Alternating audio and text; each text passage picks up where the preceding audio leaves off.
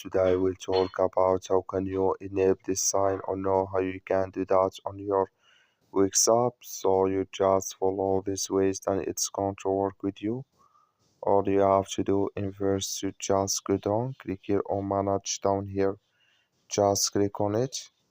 So then you come to next step here, it's going to show for you like this.